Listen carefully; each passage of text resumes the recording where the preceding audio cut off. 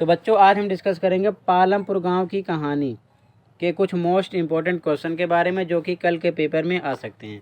तो class 9th के सभी बच्चे फटाफट इसकी प्रैक्टिस कर लो। और इससे पहले मैंने एसएसटी में यानी हिस्ट्री में फ्रांसीसी क्रांति और पॉलिटिकल साइंस में संविधान निर्माण के मोस्ट इम्पोर्टेंट क्वेश्चन अपलोड किए हैं, उसको भी पढ़ लो। 20-20 क्वेश्चन की एक वीडियो है, कम ही है, पर ध्यान रखना उसी में से सारे क्वेश्चन होंगे, उससे बाहर कुछ नहीं आएगा 100%, ठीक है ना।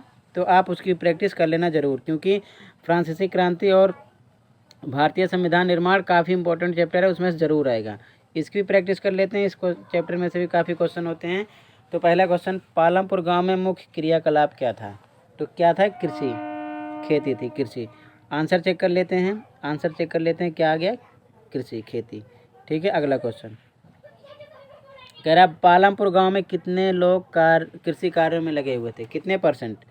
तो 75%, ठीक है, थे। आंसर चेक कर लेते हैं, 75%। अगला, पालमपुर गांव में परिवारों की कुल संख्या कितनी थी? तो 450 थी। आंसर चेक कर लेते हैं, कितनी? 450। क्लियर है। अब फटाफट साथ के साथ आंसर देखते चलो। अगला कह रहा है पालमपुर गांव में उच्च जाति के लोगों के परिवारों की संख्या कितनी थी? 80 थी, ठीक है। आगे, पालमपुर गांव में परिवहन के कौन कौन से साधन उपलब्ध थे? बैलगाड़ी भी थी, भैंसा बग्गी भी थी, ट्रक भी था। तो क्या ऑप्शन लगाएंगे? उपयुक्त सभी, ठीक है। अगला,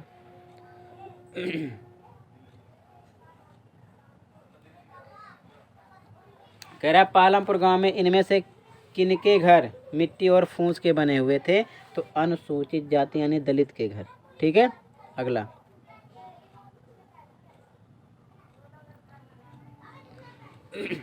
पालमपुर गांव में हाई स्कूल की संख्या कितनी थी? कितनी थी बच्चों? 1, ठीक है। अगला क्वेश्चन,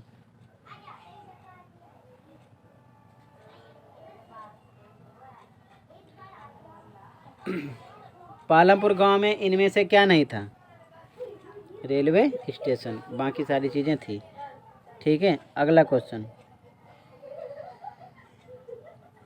पालमपुर गांव की कहानी में करीम कौन था? करीम स्टोरी पढ़ रखी हो ना, एक कंप्यूटर का टीचर था यानी शिक्षक था, ठीक है।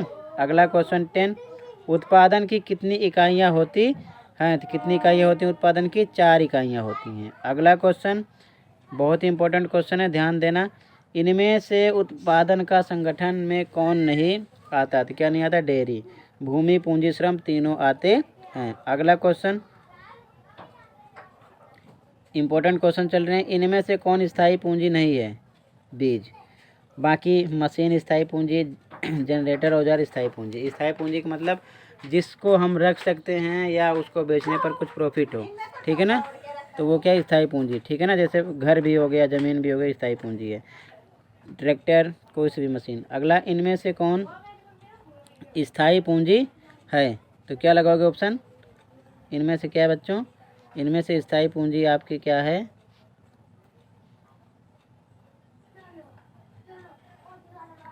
कंप्यूटर है, ठीक है। अगला क्वेश्चन, इनमें से कौन अस्थायी यानी कार्यशील पूंजी है? तो कार्यशील, नकद रुपया लिखा। नकद रुपया होता मतलब जैसे कि कार्यशील का मतलब चलता रहता है ना प्रोसेस, आज इनको दिए कल वो उनको दिए, आना जाना लगा रहता है, तो इसीलिए यहाँ पर नगद रुपया हो गया, ठीक है। अगला, इनमें से कौन अस्थायी यानी कार्यशील पूंजी नहीं है? तो कच्चा माल भी ले दे सकते हैं, कुम्हार द्वारा प्रयोग में लाई गई मिट्टी का भी सेम प्रोसेस, कीटनाशक दवा का भी सेम प्रोसेस, लेकिन क्या है मेन चीज़? ट्रैक्टर, ठीक है ना। ये स्थायी पूंजी है, ठीक है, स्थायी पूंजी है। अगला,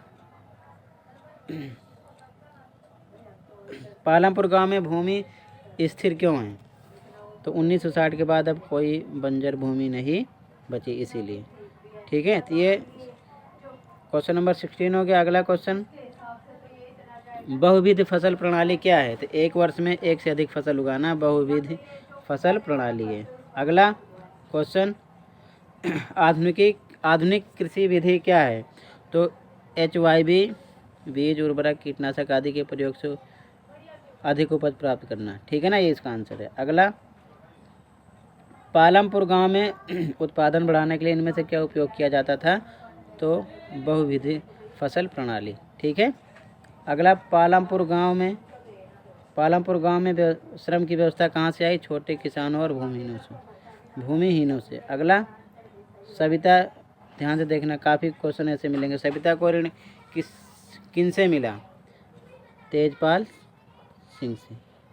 ठीक है। अगला, सविता को तेजपाल सिंह ने किन शर्तों पर ऋण दिया? 24% की दर से। ठीक है। अगला क्वेश्चन, पालमपुर गांव में डाला इनमें से कौन है? भूमिहीन श्रमिक। ठीक है। अगला, पालमपुर गांव में इनमें से कौन गैर कृषि क्रियाकलाप के अंतर्गत सम्मिलित नहीं है? फिल्म की शूटिंग। क्लियर है? तो ये कुछ क्वेश्चन थे 24 कंप्लीट हुए। ठीक है, इसकी प्रैक्टिस कर लीजिए। आज की वीडियो में इतना ही था, मिलते हैं नेक्स्ट वीडियो में। Thank you for watching this video and take care.